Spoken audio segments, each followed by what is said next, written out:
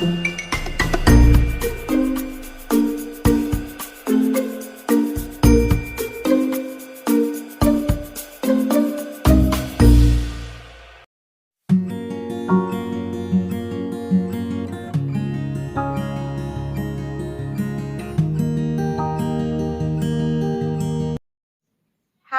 hello, welcome. Hope you're all safe and fine. UGC net എക്സാമിന്റെ paper 1 ടോപ്പിക്സിനെ പറ്റിയിട്ടാണ് നമ്മൾ ഈ ചാനലിൽ ഡിസ്കസ് ചെയ്യുന്നത്. ഇപ്പം നെറ്റ് എക്സാമിന് വേണ്ടി പ്രിപ്പയർ ചെയ്യുന്ന ആരെങ്കിലൊക്കെ ഉണ്ടെന്നുണ്ടെങ്കിൽ നിങ്ങൾ ഈ ചാനലിന്റെ ലിങ്ക് ഒന്ന് ഷെയർ ചെയ്യുക. വീഡിയോസ് ഇഷ്ടമാവുകയാണെങ്കിൽ ലൈക്ക് ചെയ്യുക, സബ്സ്ക്രൈബ് ചെയ്യുക. ഇന്നത്തെ വീഡിയോയിൽ നമ്മൾ ടീച്ചിങ് ആപ്റ്റിറ്റ്യൂഡിനെ പറ്റിയിട്ടാണ് പറയാൻ പോകുന്നത്. ഇപ്പം കണ്ടന്റ്സ് പേജ് കണ്ടപ്പോൾ നിങ്ങൾക്ക് മനസ്സിലായി കാണും എന്തൊക്കെ കാര്യങ്ങളാണ് ഈ വീഡിയോ കംപ്രൈസ് ചെയ്തിരിക്കുന്നത് എന്ന്. എങ്കിൽ കൂടി ഞാൻ ഒന്നുകൂടി പറയാണ്, മൊത്തത്തിൽ 5 കാര്യങ്ങളെ പറ്റിയിട്ടാണ് ഞാൻ ഈ വീഡിയോയിൽ പറയാൻ പോകുന്നത്. ആദ്യത്തേത് കോൺസെപ്റ്റ്സ് ഓഫ് ടീച്ചിങ്, രണ്ടാമത്തേത് objectives of teaching, characteristics of teaching, principles of teaching and ഏറ്റവും ഇമ്പോർട്ടൻ്റ് ആയിട്ടുള്ള ഒരു ടോപ്പിക് ഞാൻ ഈ വീഡിയോയിൽ പറയുന്നുണ്ട്, ലെവൽസ് ഓഫ് ടീച്ചിങ്. ഇത്രയും കാര്യങ്ങളാണ് ഈ വീഡിയോയിൽ പറയാൻ പോകുന്നത്. കാണാം. അപ്പൊ എന്താണ് ടീച്ചിങ് ആപ്റ്റിറ്റ്യൂഡ്? ഈ ടേം ടീച്ചിങ് ആപ്റ്റിറ്റ്യൂഡ് എന്താണ് മെയിൻ ചെയ്യുന്നത് നമുക്ക് നോക്കാം. മൊത്തത്തിൽ 2 വാക്കുകളാണുള്ളത് അല്ലെ. ഒന്ന് ടീച്ചിങ്, മറ്റേത് ആപ്റ്റിറ്റ്യൂഡ്. എന്താണ് ടീച്ചിങ്? അധ്യാപനമാണ്, പഠിപ്പിക്കുകയാണ്. നമ്മൾ ഒരാളെ പഠിപ്പിക്കുന്നു, ആരെയാണോ പഠിപ്പിക്കുന്നത് അയാളിൽ നമ്മൾ കുറച്ച് ഇൻഫ്ലുവൻസ് ചെലുത്തുന്നു, അയാളിൽ കുറച്ച് മാറ്റങ്ങൾ കൊണ്ടുവരുന്നു. ഇതാണ് അധ്യാപനം. ഇനി ആപ്റ്റിറ്റ്യൂഡ് എന്താണ്? ഈ ടേം ആപ്റ്റിറ്റ്യൂഡ് മീൻ ചെയ്യുന്നത് നാച്ചുറൽ എബിലിറ്റി ആണ്. ഒരാൾക്ക് സ്വതസിദ്ധമായിട്ട് കിട്ടിയിരിക്കുന്ന കഴിവിനെയാണ് നമ്മൾ നാച്ചുറൽ എബിലിറ്റി എന്ന് പറയാം. ഒരാൾക്ക് ഇൻബോൺ ആയിട്ട്, ഇന്നേറ്റ് ആയിട്ട്, സ്വതസിദ്ധമായിട്ട് കിട്ടിയിരിക്കുന്ന കഴിവിനെയാണ്, ജന്മനാ കിട്ടിയിരിക്കുന്ന കഴിവിനെയാണ് നമ്മൾ നാച്ചുറൽ എബിലിറ്റി എന്ന് പറയുന്നത്.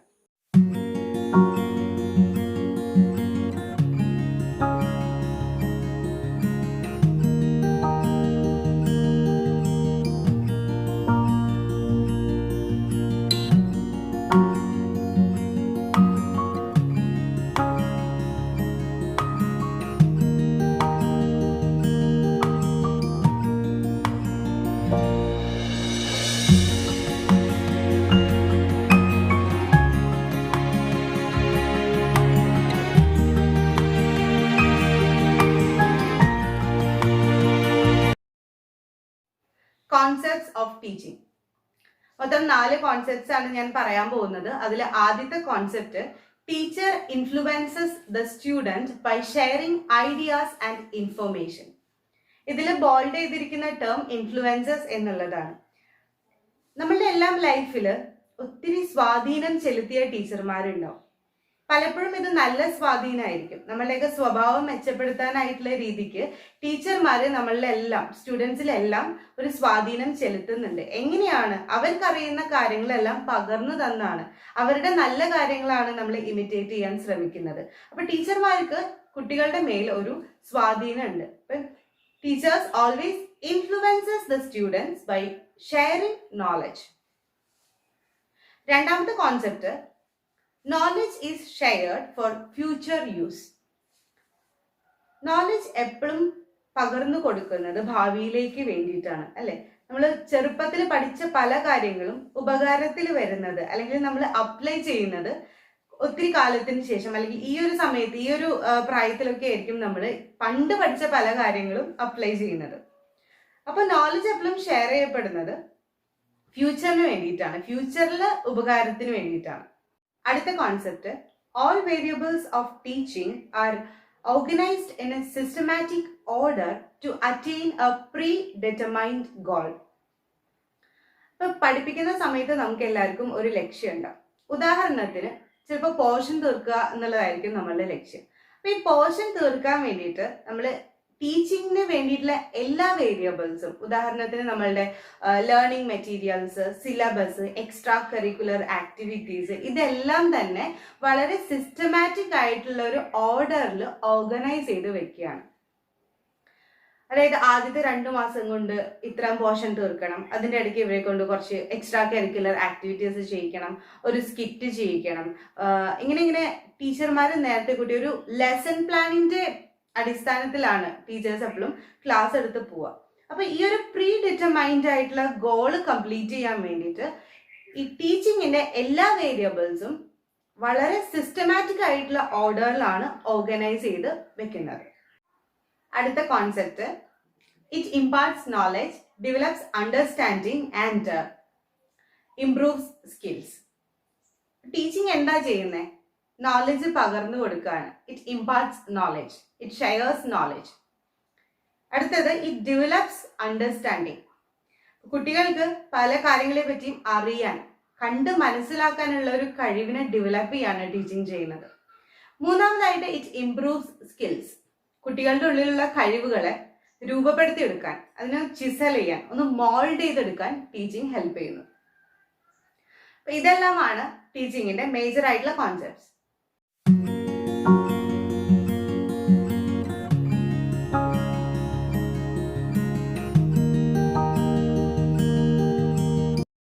അടുത്തതായി, ഒബ്ജക്റ്റീവ്സ് ഓഫ് ടീച്ചിങ്. എന്താണ് ടീച്ചിങ് കൊണ്ട് ലക്ഷ്യമാക്കുന്നത്, അല്ലെങ്കിൽ എന്താണ് ടീച്ചിങ്ങിന്റെ ഉദ്ദേശം?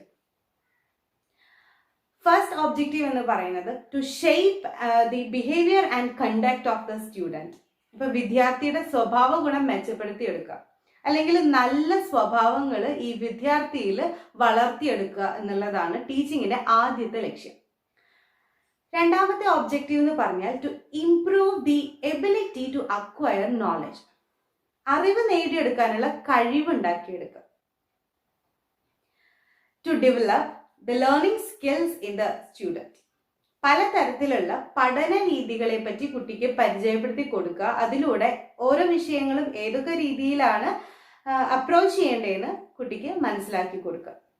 നാലാമതായി പറയുന്നത് to form strong beliefs in the student. എന്താണ് ബിലീഫ് എന്ന് പറഞ്ഞാൽ? വിശ്വാസമാണ്, അല്ലെ? അപ്പൊ കുട്ടിയുടെ ഉള്ളിൽ നല്ല സ്ട്രോങ് ആയിട്ടുള്ള, നല്ല പോസിറ്റീവ് ആയിട്ടുള്ള വിശ്വാസങ്ങൾ ഉണ്ടാക്കിയെടുക്കുക. ഉദാഹരണത്തിന്, ഒരു വിദ്യാർത്ഥിക്ക് മാത്സ് ഒരിക്കലും ചെയ്യാൻ പറ്റുന്നില്ല, എത്ര ചെയ്താലും പ്രോബ്ലംസ് സോൾവ് ചെയ്യാൻ പറ്റുന്നില്ല. അപ്പൊ ഈ കുട്ടിയുടെ ഉള്ളിലുള്ള ഒരു വിചാരം എന്ന് വെച്ച് കഴിഞ്ഞാൽ, ഈ മാത്സ് പഠിക്കാനുള്ള ബുദ്ധിയും വിവരവും ഒന്നും എനിക്കില്ല, മാത്സ് പ്രോബ്ലംസ് ചെയ്യാനുള്ള ബുദ്ധി എനിക്കില്ല എന്നുള്ളൊരു നെഗറ്റീവ് തോട്ടാണ് ഈ കുട്ടിയുടെ ഉള്ളിലുള്ളത്. പക്ഷെ നല്ലൊരു മാത്സ് ടീച്ചർ വരികയാണെങ്കിൽ, നല്ല രീതിയിൽ മാത്സ് കുട്ടിക്ക് പറഞ്ഞു കൊടുക്കുകയാണെങ്കിൽ, കുട്ടിയുടെ ഉള്ളിലുള്ള ആ ഒരു സ്റ്റിഗ്മയൊക്കെ മാറി കുട്ടിക്ക് പ്രോബ്ലംസ് ചെയ്യാൻ സാധിക്കുകയും അതുവഴി ആ കുട്ടിയുടെ ഉള്ളിലുണ്ടാകുന്ന നെഗറ്റീവ് തോട്ട് മാറി വളരെ പോസിറ്റീവായിട്ട് എനിക്ക് മാത്സ് പഠിക്കാൻ പറ്റും, അല്ലെങ്കിൽ മാത്സ് പഠിക്കാനുള്ള ബുദ്ധി എനിക്കുണ്ട് എന്നുള്ളൊരു വിശ്വാസം ഈ കുട്ടിയുടെ ഉള്ളിൽ ഉണ്ടായി വരും എന്നുള്ളതാണ്. അപ്പൊ ടീച്ചിങ് കൊണ്ട് ലക്ഷ്യമാക്കുന്ന ഒരു ഒബ്ജക്റ്റീവ് എന്ന് പറഞ്ഞാൽ ടു ഫോം സ്ട്രോങ് ബിലീഫ്സ്, അതായത് പോസിറ്റീവ് ആയിട്ടുള്ള നല്ല സ്ട്രോങ് ആയിട്ടുള്ള ബിലീഫ്സ് ഈ കുട്ടിയുടെ ഉള്ളിൽ ഉണ്ടാക്കിയെടുക്കുക. അടുത്ത ഒബ്ജക്റ്റീവ് എന്ന് പറഞ്ഞാൽ വളരെ കോമൺ ആണ്, നമുക്ക് എല്ലാവർക്കും അറിയുന്ന ഒരു ഒബ്ജക്റ്റീവ് ആണ് to shape an efficient and a better society. അപ്പോൾ നമ്മൾ എഡ്യൂക്കേഷൻ്റെ ലക്ഷ്യം എന്താണ്, അല്ലെങ്കിൽ വിദ്യാഭ്യാസം കൊണ്ട് എന്താണ് ഉദ്ദേശിക്കുന്നതെന്ന് ചോദിക്കുമ്പോൾ നമ്മൾ പലപ്പോഴും പറയാറുണ്ട് എന്താണ്, നല്ലൊരു സമൂഹത്തിനെ വാർത്തെടുക്കാൻ വേണ്ടിയിട്ടാണെന്ന്, അല്ലേ? അപ്പോൾ ഈ ടീച്ചിങ്ങിൻ്റെ ഒരു ലക്ഷ്യമാണ് നല്ല ഒരു സമൂഹത്തിനെ വാർത്തെടുക്കുക, നല്ല എഫിഷ്യൻ്റ് ആയിട്ടുള്ള, ബെറ്റർ, മികച്ചതായിട്ടുള്ള ഒരു സമൂഹത്തിനെ വാർത്തെടുക്കുക. ആറാമത്തെ ഒബ്ജക്റ്റീവ് എഡ്യൂക്കേഷൻ ഫോർ ഈക്വാലിറ്റി എന്നതാണ്. നമ്മളുടെ സമൂഹത്തിൽ നിലനിന്നിരുന്ന പല വിവേചനങ്ങളെ മാറ്റാനായിട്ട് വിദ്യാഭ്യാസം നല്ലൊരു പങ്ക് വഹിച്ചിട്ടുണ്ട്. മനുഷ്യനെ മനുഷ്യനായി കാണാൻ നമ്മൾ പഠിക്കുന്നത് വിദ്യാഭ്യാസത്തിലൂടെയാണ്, അല്ലേ? നമ്മൾ ഈ ടീച്ചിങ് എന്ന് പറയുന്നത് എല്ലാവരെയും ഈക്വൽ ആയിട്ട് ട്രീറ്റ് ചെയ്യാനാണ് നമ്മളെ പഠിപ്പിക്കുന്നത്. അതുകൊണ്ട് തന്നെ ഈ എഡ്യൂക്കേഷൻ ഫോർ ഈക്വാലിറ്റി എന്നുള്ളത് വളരെ ഇമ്പോർട്ടൻ്റ് ആയിട്ടുള്ള ഒരു ഒബ്ജക്റ്റീവാണ്. ഇതൊക്കെയാണ് ഒബ്ജക്റ്റീവ്സ് ഓഫ് ടീച്ചിങ്. അടുത്തതായിട്ട് നമുക്ക് ക്യാരക്ടറിസ്റ്റിക്സ് ഓഫ് ടീച്ചിങ്ങിനെ പറ്റി പഠിക്കാം.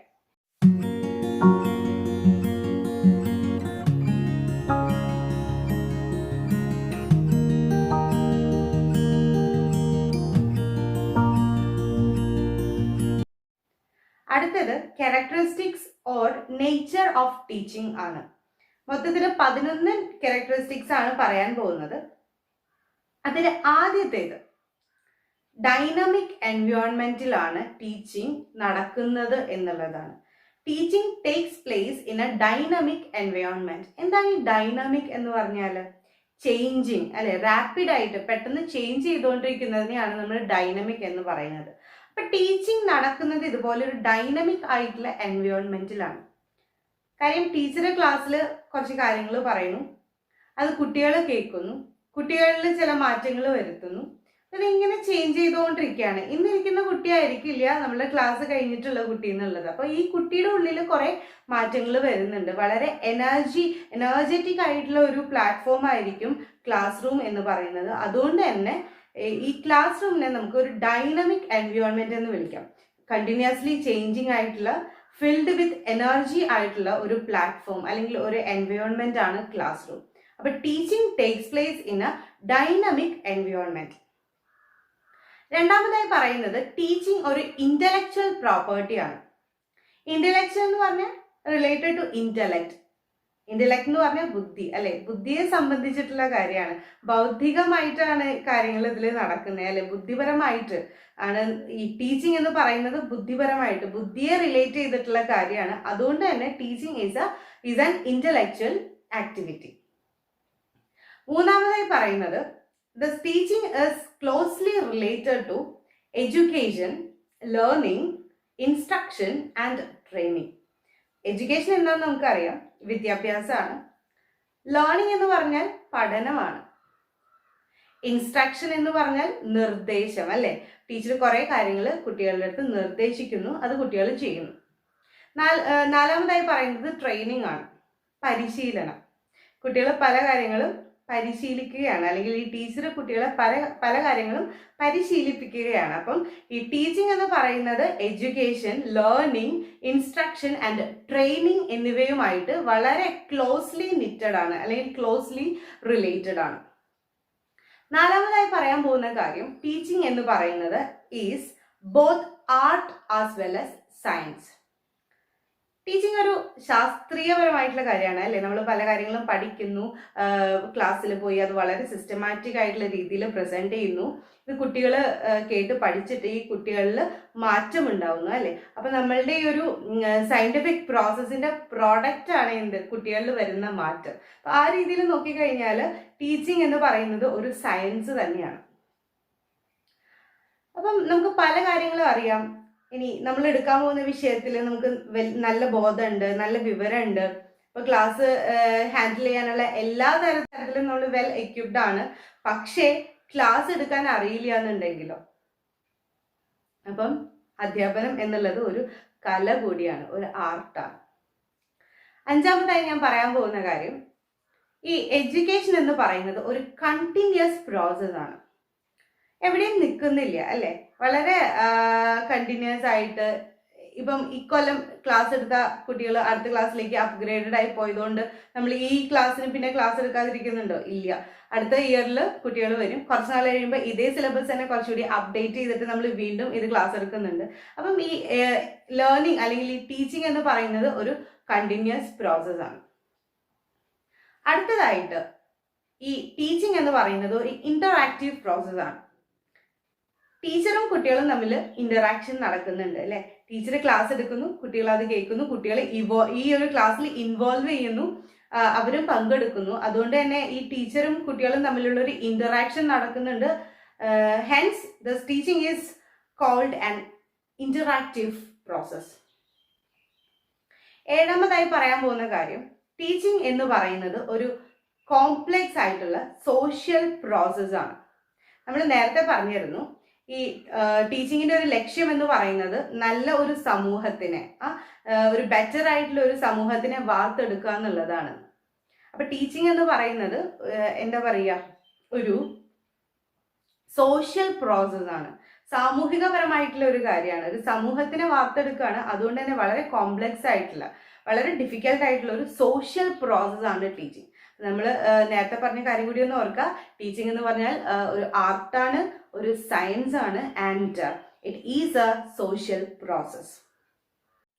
ഇനി എട്ടാമത്തെ ക്യാരക്ടറിസ്റ്റിക് ആണ്, it causes changes in the student, അല്ലെങ്കിൽ changes in the behaviour of the student. നമ്മൾ നേരത്തെ പറഞ്ഞു, വളരെ ശാസ്ത്രീയപരമായിട്ട് പറയുമ്പോൾ എന്താണ്, ഈ കുട്ടിയിൽ ഒരു മാറ്റം ഉണ്ടാവുന്നു, അതാണ് പ്രോഡക്റ്റ് എന്ന് പറഞ്ഞായിരുന്നു. അപ്പൊ ഈ ഒരു ടീച്ചിങ്ങിന്റെ ഒരു ക്യാരക്ടറിസ്റ്റിക് ആണ് കുട്ടികളിൽ മാറ്റം വരുത്തുന്നുണ്ട് എന്നുള്ളത്. ഇനി അടുത്ത ക്യാരക്ടറിസ്റ്റിക് അല്ലെങ്കിൽ നേച്ചർ എന്ന് പറയുന്നത് കോഗ്നിറ്റീവ് പ്രോസസ് ആണെന്നാണ് പറയുന്നത്. ഈ ഒരു ടീച്ചിങ് എന്ന് പറയുന്നത് കോഗ്നിറ്റീവ് പ്രോസസ് ആണ്. എന്താണ് cognition? It is related to memory. നമ്മൾ പല കാര്യങ്ങളും പഠിച്ചിട്ട് നമ്മളത് ഓർത്ത് നമ്മളുടെ മെമ്മറിയിൽ വെക്കുകയാണ് അല്ലേ.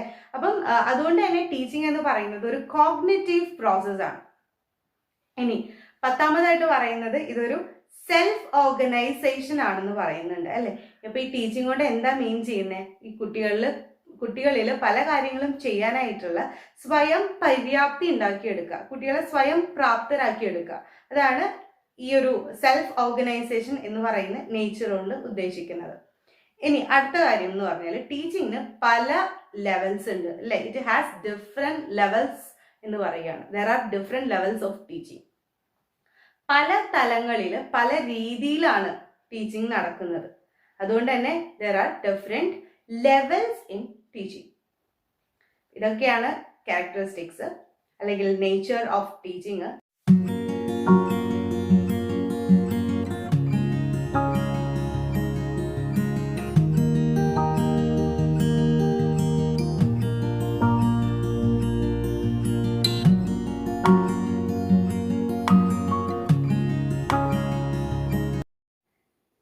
Principles of teaching. ഒരു 12 പ്രിൻസിപ്പിൾസ് ആണ് ഇൻക്ലൂഡ് ചെയ്തിരിക്കുന്നത്. വളരെ സിമ്പിൾ ആയിട്ടുള്ള, കോമൺ ആയിട്ടുള്ള, റിപ്പീറ്റിംഗ് ആയിട്ടുള്ള പ്രിൻസിപ്പിൾസ് ആണ് പറയാൻ പോകുന്നത്. ടീച്ചിങ്ങിന്റെ ആദ്യത്തെ പ്രിൻസിപ്പിൾ എന്ന് പറഞ്ഞാൽ പ്രിൻസിപ്പിൾ ഓഫ് മോട്ടിവേഷൻ ആണ്. വിദ്യാർത്ഥിയില് നല്ല കാര്യങ്ങൾ ചെയ്യാനായിട്ടുള്ള മോട്ടിവേഷൻ കൊടുക്കുക, കൂടുതൽ കാര്യങ്ങൾ പഠിക്കാൻ മോട്ടിവേറ്റ് ചെയ്യും. ഇതാണ് ടീച്ചിങ്ങിന്റെ ആദ്യത്തെ പ്രിൻസിപ്പിൾ. രണ്ടാമത്തെ പ്രിൻസിപ്പിൾ ഓഫ് ആക്ടിവിറ്റി ആണ്. വെറുതെ പറയുന്ന കാര്യങ്ങളെല്ലാം കേട്ട് പഠിക്കുക എന്നതിനേക്കാൾ അപ്പുറത്തേക്ക് കുട്ടീനെ പല കാര്യങ്ങളും ചെയ്യാൻ സഹായിക്കുക, ആക്ടിവിറ്റികൾ കൊടുക്കുക, ഫിസിക്കൽ ആയിട്ടുള്ള മെന്റൽ ആയിട്ടുള്ള ആക്ടിവിറ്റികൾ കുട്ടികൾക്ക് കൊടുക്കുക. അതാണ് പ്രിൻസിപ്പിൾ ഓഫ് ആക്ടിവിറ്റി. മൂന്നാമത്തേത് പ്രിൻസിപ്പിൾ ഓഫ് ഇൻട്രസ്റ്റ് ആണ്.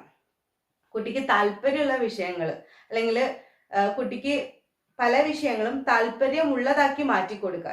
നമ്മൾ എടുക്കുന്ന വിഷയം കുറച്ചും കൂടി ഇൻട്രസ്റ്റിംഗ് ആയിട്ട് അത് പഠിക്കാൻ കുട്ടിയുടെ ഉള്ളിൽ ഒരു ഇൻട്രസ്റ്റ് ഉണ്ടാക്കിയെടുക്കുക. അതാണ് പ്രിൻസിപ്പിൾ ഓഫ് ഇൻട്രസ്റ്റ്. നാലാമത്തേത് principle of linking with life എന്നുള്ളതാണ്. നമ്മൾ ക്ലാസ് എടുത്ത് കൊടുക്കുമ്പോൾ വിഷയങ്ങളെല്ലാം നമ്മളുടെ റിയൽ ലൈഫിൽ എങ്ങനെയാണ് അപ്ലൈ ചെയ്യുന്നത്, അല്ലെങ്കിൽ റിയൽ ലൈഫുമായിട്ട് ലിങ്ക് ചെയ്ത് സബ്ജക്ട്സ് ക്ലാസ് എടുത്ത് കൊടുക്കുക. അതാണ് principle of linking with life. അടുത്തത് principle of recognising individual differences. വളരെ ഇമ്പോർട്ടൻ്റ് ആയിട്ടുള്ള ഒരു പ്രിൻസിപ്പിളാണ്. നമ്മളുടെ മുന്നിലിരിക്കുന്ന കുട്ടികളെല്ലാവരും യുണീക്കാണ്, ഓരോരുത്തരും ഡിഫറെൻ്റ് ആണ്. അപ്പം ഓരോ ഇൻഡിവിജ്വലിനെയും കണ്ട് മനസ്സിലാക്കി, അതായത് ഓരോ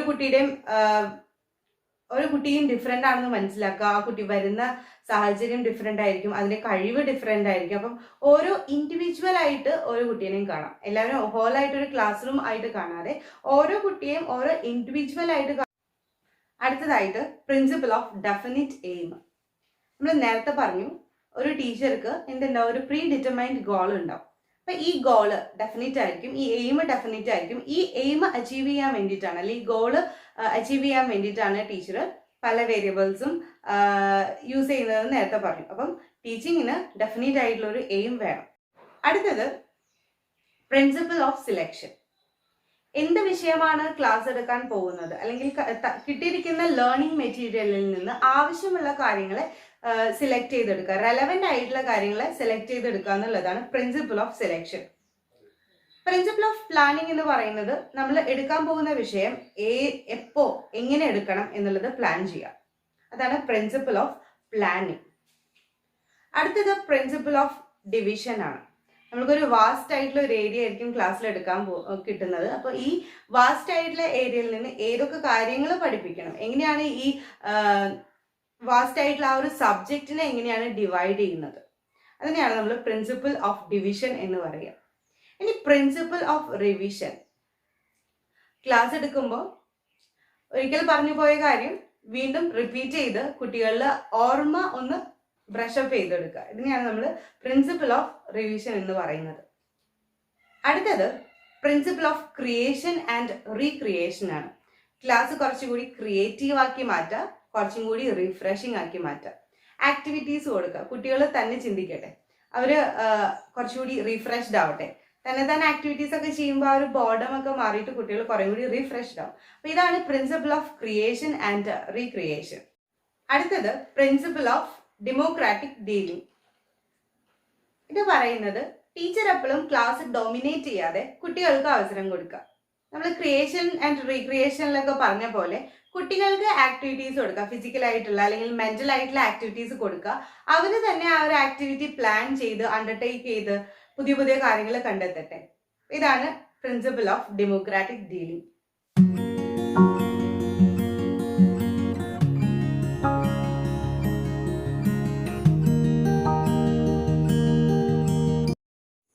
പ്രിൻസിപ്പിൾസ് ഓഫ് ടീച്ചിങ് നിങ്ങൾക്ക് മനസ്സിലായി എന്ന് വിശ്വസിക്കുന്നു. ഇനി ഞാൻ പറയാൻ പോകുന്നത് നേരത്തെ പറഞ്ഞ പോലെ വളരെ ഇമ്പോർട്ടൻ്റ് ആയിട്ടുള്ള ഒരു ടോപ്പിക്കാണ്, ലെവൽസ് ഓഫ് ടീച്ചിങ്. ഏതൊരു ബുക്ക് എടുത്ത് നോക്കിയാലും സൈറ്റ് നോക്കിയാലും നിങ്ങൾക്ക് കാണാൻ സാധിക്കും ഈ ഒരു ലെവൽസ് ഓഫ് ടീച്ചിങ് എന്ന് പറയുന്ന ടോപ്പിക്കിനെ പറ്റി പലരും വളരെ വാസ്റ്റ് ആയിട്ടാണ് പറഞ്ഞു വെച്ചിരിക്കുന്നത്. ഇത് പലപ്പോഴും നമ്മളെ കൺഫ്യൂസ്ഡ് ആക്കാറുണ്ട്. ഞാൻ അതിൽ നിന്ന് മാറി വളരെ എളുപ്പത്തിൽ വളരെ സിമ്പിൾ ആയിട്ട് ഈ ലെവൽസ് ഓഫ് ടീച്ചിങ്ങിന്റെ മൊത്തം കോൺസെപ്റ്റ്സും ഇൻക്ലൂഡ് ചെയ്യുന്ന രീതിക്ക് ഒരു സ്ലൈഡ് ചെയ്തിട്ടുണ്ട്.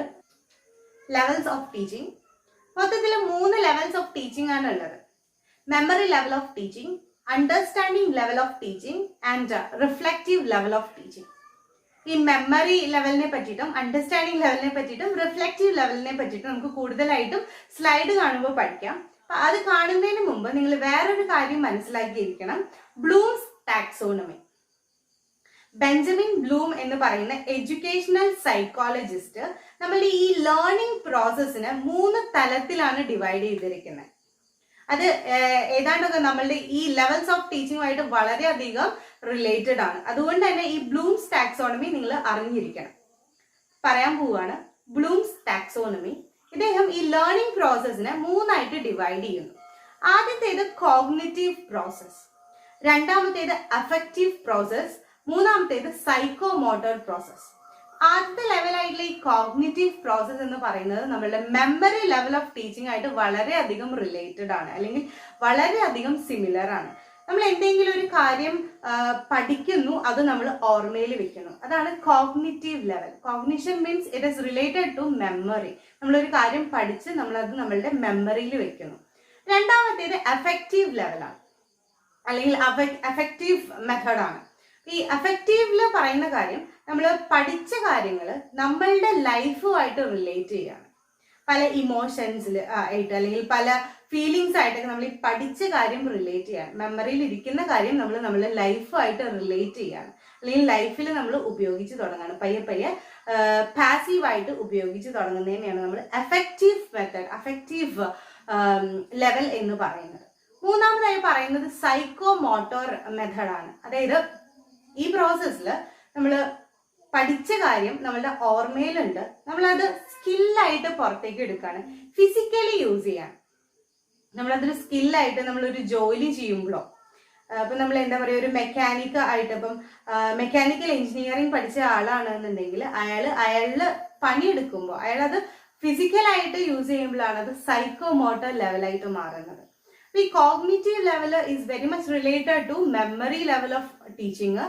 അഫക്റ്റീവ് ലെവലും നമ്മളുടെ അണ്ടർസ്റ്റാൻഡിങ് ലെവലും വളരെയധികം സിമിലർ ആണ്. ആൻഡ് ലാസ്റ്റ്ലി നമ്മളുടെ ഈ സൈക്കോ മോട്ടറും റിഫ്ലക്റ്റീവ് ലെവൽ ഓഫ് ടീച്ചിങ്ങും വളരെയധികം റിലേറ്റഡ് ആണ്.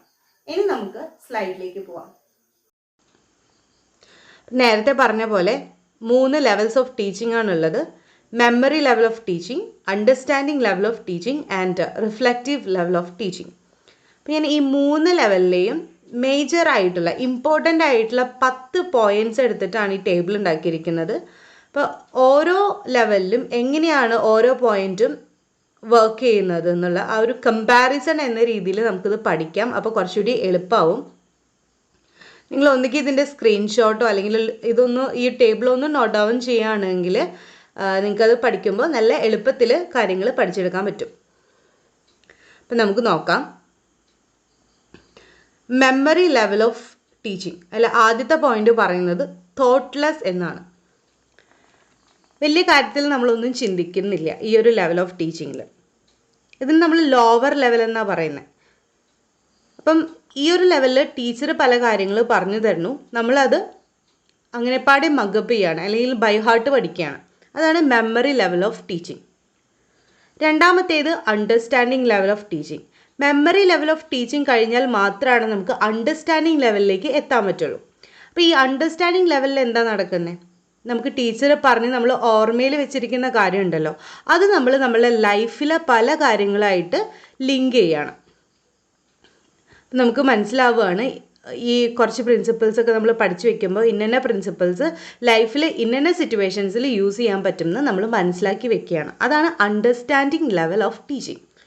ഇനി റിഫ്ലെക്റ്റീവ് ലെവലിൽ പറയുന്നത് നമ്മൾ ഈ മനസ്സിലാക്കി വെച്ചിരിക്കുന്ന കാര്യമുണ്ടല്ലോ, ടീച്ചർ പറഞ്ഞ് നമ്മൾ ഓർമ്മയിൽ വെച്ച് നമ്മൾ തന്നെ അതിനെപ്പറ്റി വീണ്ടും ആലോചിച്ച് അനലൈസ് ചെയ്ത് അണ്ടർസ്റ്റാൻഡ് ചെയ്ത് വെച്ചിരിക്കുന്ന ആ ഒരു കാര്യം ലൈഫിൽ അപ്ലൈ ചെയ്യുമ്പോഴാണ് അത് റിഫ്ലെക്റ്റീവ് ലെവൽ ഓഫ് ടീച്ചിങ് ആവുന്നത്. അതുകൊണ്ട് തന്നെ അതിന് upper thoughtful or introspective level എന്നാണ് പറയുന്നത്. അപ്പം മെമ്മറി ലെവൽ എന്ന് പറയുന്നത് തോട്ട്ലെസ് ആണ്, വലിയ കാര്യത്തിൽ ആരും ഒന്നും ചിന്തിക്കുന്നൊന്നുമില്ല, സ്റ്റുഡൻ്റ് ഒന്നും ചിന്തിക്കുന്നില്ല. അണ്ടർസ്റ്റാൻഡിങ് ലെവലിൽ തോട്ട്ഫുൾ ഓർ ഇൻസൈറ്റ്ഫുൾ, ഇപ്പോൾ പഠിച്ച കാര്യത്തിനെ പറ്റി കുട്ടി വീണ്ടും അനലൈസ് ചെയ്ത് അതിനെപ്പറ്റി ചിന്തിക്കുകയാണ്, ആ ഒരു പ്രിൻസിപ്പിളിനെ പറ്റി ചിന്തിക്കുകയാണ്. റിഫ്ലെക്റ്റീവ് ലെവലിൽ അപ്പർ തോട്ട്ഫുള്ളും ഇൻട്രോസ്പെക്റ്റീവുമാണ്, ആപ്ലിക്കേഷൻ ലെവലാണ്, പഠിച്ച കാര്യങ്ങൾ നമ്മൾ ലൈഫിൽ അപ്ലൈ ചെയ്യുകയാണ്. ഇനി രണ്ടാമത്തെ പോയിന്റ്, ഈ മെമ്മറി ലെവൽ ഓഫ് ടീച്ചിങ്ങിൻ്റെ പ്രൊപ്പോണൻറ്റ് എന്ന് പറയുന്നത് ഹെർബർട്ടാണ്. Understanding ലെവലിൻ്റെ പ്രൊപ്പോണൻറ്റ് മോറിസണും reflective ലെവലിൻ്റെ പ്രൊപ്പോണൻറ്റ് ഹണ്ടുമാണ്. ഇനി തേർഡ് പോയിന്റ്, എങ്ങനെയാണ് ഈ ലേണിംഗ് പ്രോസസ്സ് നടക്കുന്നതെന്ന് നോക്കാം. ഇതിൽ മെമ്മറി ലെവലിൽ മെൻ്റൽ എബിലിറ്റി പ്ലസ് മെമ്മറിയാണ്. അപ്പം നമ്മൾ ടീച്ചർ പറയുന്ന കാര്യങ്ങൾ നമ്മൾ പഠിച്ച് നമ്മളുടെ ഓർമ്മയിൽ വെക്കുകയാണ്. അപ്പം നമ്മളുടെ മെൻ്റൽ എബിലിറ്റിയും നമ്മളുടെ മെമ്മറിയാണ് അവിടെ യൂസ് ചെയ്യുന്നത്. അണ്ടർസ്റ്റാൻഡിങ് ലെവലിലോ മെമ്മറി പ്ലസ് മാസ്റ്ററിയാണ്. അപ്പം നമ്മളുടെ ഈ മെമ്മറിയും വർക്ക് ചെയ്യുന്നുണ്ട്, പിന്നെ നമ്മൾ ആലോചിച്ച് നമ്മൾ ഈ ഒരു എന്താ പറയുക ഒരു സബ്ജക്റ്റിൽ മാസ്റ്ററി നേടുന്നുണ്ടല്ലോ. അപ്പം നമ്മൾ മെമ്മറി പ്ലസ് മാസ്റ്ററിയാണ് അണ്ടർസ്റ്റാൻഡിങ് ലെവലിൽ നടക്കുന്നത്. നമ്മൾ പഠിച്ച് ഓർമ്മയിൽ വെച്ച കാര്യത്തിനെ പറ്റി നമ്മൾ വീണ്ടും ആലോചിച്ച് അതിലൊരു മാസ്റ്ററി എന്താ പറയുക അതിൽ പ്രാവീണ്യം നേടുകയാണ്. അതാണ് അണ്ടർസ്റ്റാൻഡിങ് ലെവൽ ഓഫ് ടീച്ചിങ്ങിൽ നടക്കുന്നത്. റിഫ്ലെക്റ്റീവ് ലെവലിലോ മാസ്റ്ററി പ്ലസ് സ്കില്ലാണ്. അപ്പോൾ നമ്മൾ ഈ പ്രാവീണ്യം നേടിയ ആ ഒരു പ്രിൻസിപ്പിൾ നമ്മൾ സ്കില്ലായിട്ട് ലൈഫിൽ അപ്ലൈ ചെയ്യുകയാണ്. അപ്പം മാസ്റ്ററി പ്ലസ് സ്കില്ലാണ് റിഫ്ലെക്റ്റീവ് ലെവൽ ഓഫ് ടീച്ചിങ്ങിൽ നടക്കുന്നത്.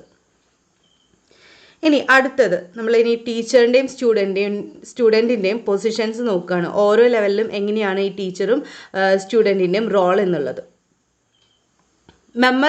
മെമ്മറി ലെവൽ ഓഫ് ടീച്ചിങ്ങിൽ ടീച്ചർ പ്ലസ് സ്റ്റുഡൻറ്റ്, അതിൽ ടീച്ചർ എന്ന് പറയുന്ന ടേം ഞാൻ ബോൾഡ് ചെയ്തിട്ടിട്ടുണ്ട്.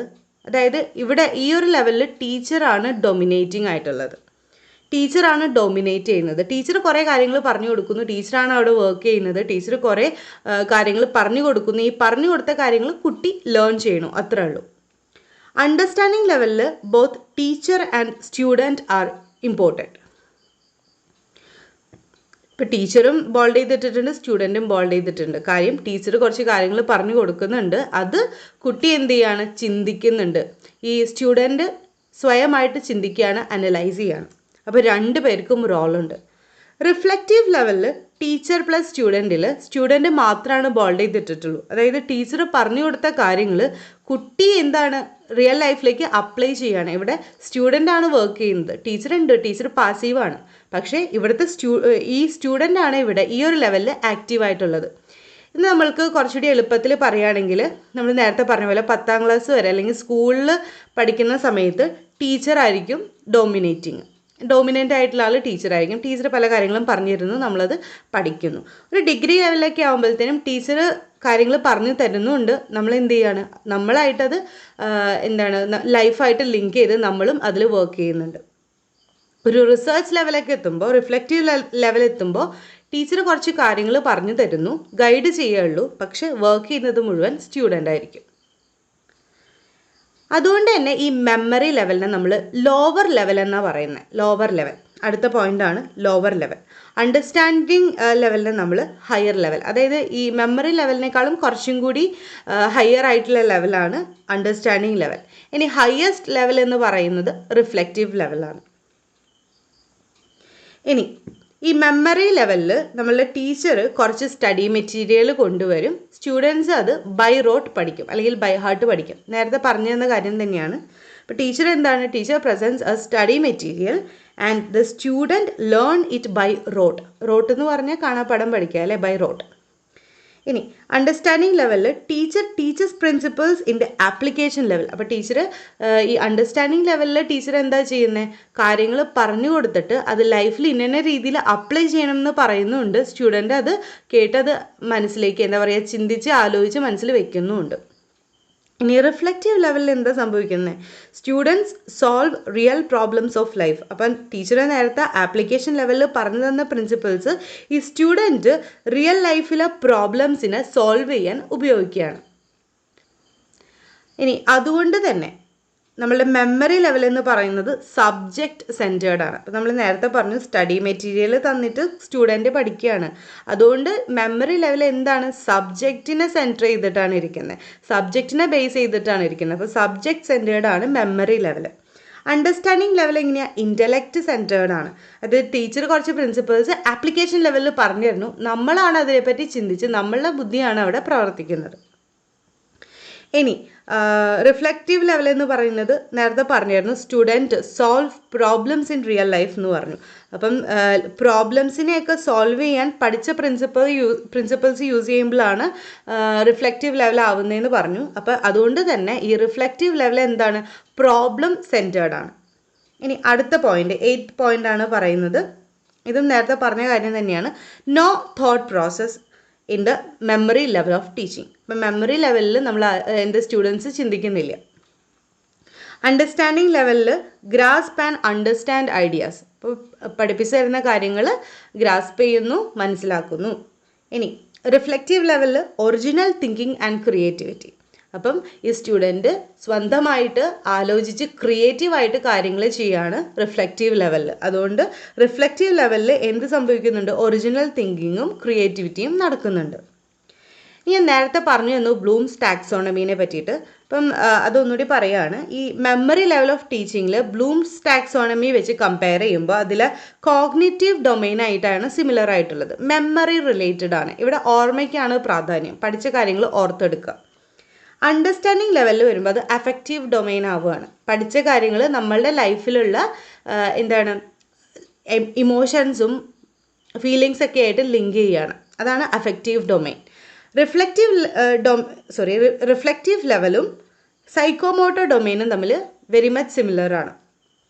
എന്താണ്, റിഫ്ലെക്റ്റീവ് ലെവലിൽ നമ്മൾ സ്വന്തമായിട്ട് കാര്യങ്ങൾ ചെയ്യുന്നു, പ്രോബ്ലംസ് സോൾവ് ചെയ്യുന്നു എന്ന് പറഞ്ഞു. അതുതന്നെയാണ് ബ്ലൂംസ് ടാക്സോണമിയിലെ സൈക്കോമോട്ടർ ഡൊമൈനും. നമ്മളെ മെൻ്റൽ ഓർ ഫിസിക്കൽ ആക്ടിവിറ്റീസിനെയാണ് സൈക്കോമോട്ടർ ഡൊമൈൻ എന്ന് പറയുന്നത്. അപ്പോൾ നമ്മൾ reflective level is very much similar to psychomotor domain. ഇനി ഓരോ ലെവലിലെയും ഇവാലുവേഷൻ എങ്ങനെയാണ് നടക്കുന്നത്, സ്റ്റുഡൻറ്റിനെ ഏതൊക്കെ രീതിയിലാണ് നമുക്ക് ഇവാലുവേറ്റ് ചെയ്യാൻ പറ്റുക ഓരോ ലെവലിലും, അതാണ് നോക്കുന്നത്. അത് അവസാനത്തെ പോയിൻ്റാണ്. അപ്പം മെമ്മറി ലെവലിൽ ഇവാലുവേഷൻ നടക്കുന്നത് ഓറൽ ക്വസ്റ്റ്യൻസ് ആയിട്ടോ റിട്ടേൺ ആയിട്ടോ എസ്സേ ആയിട്ടൊക്കെയാണ്. ഡിസ്ക്രിപ്റ്റീവ് അല്ലെങ്കിൽ ഓറൽ ആയിട്ടുള്ള പാറ്റേണിലാണ് ഇവാലുവേഷൻ നടക്കുക. അണ്ടർസ്റ്റാൻഡിങ്ങിൽ വരുമ്പോൾ അത് ഒബ്ജക്റ്റീവ് ടൈപ്പ് ഓഫ് ക്വസ്റ്റ്യൻസ് അല്ലെങ്കിൽ എസ്സേ ടൈപ്പ് ഓഫ് ക്വസ്റ്റ്യൻസ് ആയിട്ട് മാറുകയാണ്. ഒന്നുകിൽ ഒബ്ജക്റ്റീവ് ആയിരിക്കും, ഫോർ എക്സാമ്പിൾ നമ്മളെ MCQs ഉണ്ടല്ലോ, മൾട്ടിപ്പിൾ ചോയ്സ് ക്വസ്റ്റ്യൻസ്, ഓപ്ഷൻ ഇട്ട് തരിക, അതാണ് ഒബ്ജക്റ്റീവ് ക്വസ്റ്റ്യൻസ്. അപ്പം അണ്ടർസ്റ്റാൻഡിങ് ലെവലിൽ ഒന്നുകിൽ ഒബ്ജക്റ്റീവ് ക്വസ്റ്റ്യൻസ് ആയിരിക്കും അല്ലെങ്കിൽ എസ്സേ ടൈപ്പ് ക്വസ്റ്റ്യൻസ് ആയിരിക്കും ഇവാലുവേഷന് വരിക. ഇനി റിഫ്ലെക്റ്റീവ് ലെവലിൽ എസ്സേ ടൈപ്പ് ക്വസ്റ്റ്യൻസ് ആണ് പൊതുവെ ഇവാലുവേഷനായിട്ട് വരിക. അപ്പോൾ ഇതൊക്കെയാണ്, ഈ പറഞ്ഞ കാര്യങ്ങളൊക്കെയാണ് മെയിൻ ആയിട്ടുള്ള ഇമ്പോർട്ടൻ്റ് ആയിട്ടുള്ള പോയിൻറ്റ്സ്.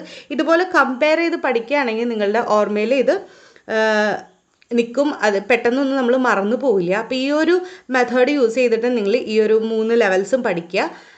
ബാക്കി ബുക്സിലൊക്കെ നോക്കുമ്പോഴത്തേനും വളരെ വാസ്റ്റായിട്ടാണ് കൊടുത്തിരിക്കുന്നത്. അപ്പം അതിനേക്കാൾ എളുപ്പത്തിൽ നിങ്ങൾക്ക് പഠിക്കാൻ പറ്റുന്ന ഒരു ടേബിളായിട്ടാണ് ഞാൻ ഇട്ടിരിക്കുന്നത്. ഈ 10 കാര്യങ്ങൾ പഠിച്ചാൽ മതി. ഏറ്റവും ഇമ്പോർട്ടൻ്റ് ആയിട്ടുള്ള 10 പോയിൻറ്റ്സ് ആണ് ഈ തന്നിരിക്കുന്നത്. അപ്പൊ ഇത്രയും കാര്യങ്ങളാണ് ഈ ഒരു വീഡിയോയിൽ ഞാൻ പറയാൻ ഉദ്ദേശിച്ചത്. പറഞ്ഞ കാര്യങ്ങളെല്ലാം നിങ്ങൾക്ക് മനസ്സിലായി എന്ന് ഞാൻ വിശ്വസിക്കുകയാണ്. നിങ്ങൾക്ക് എന്തെങ്കിലും ഡൗട്ട്സ് ഉണ്ടെങ്കിൽ, ക്വയറീസ് ഉണ്ടെങ്കിൽ, അല്ലെങ്കിൽ എന്തെങ്കിലും ക്ലാരിഫിക്കേഷൻ വേണമെങ്കിലൊക്കെ കമൻ്റ് ആയിട്ട് ഇട്ടാൽ മതി. ഞാൻ ഡെഫിനറ്റ് ആയിട്ടും അതിന് ആൻസർ ചെയ്യാം. കഴിഞ്ഞ വീഡിയോയിൽ പറയാത്തൊരു കാര്യം ഞാൻ ഈ വീഡിയോയിൽ ഇൻക്ലൂഡ് ചെയ്യാണ്. ഞാൻ എല്ലാ വീക്കെൻഡ്സിൽ ഇതുപോലെ 2 വീഡിയോസ് അപ്ലോഡ് ചെയ്യാനാണ് പ്ലാൻ ചെയ്യുന്നത്.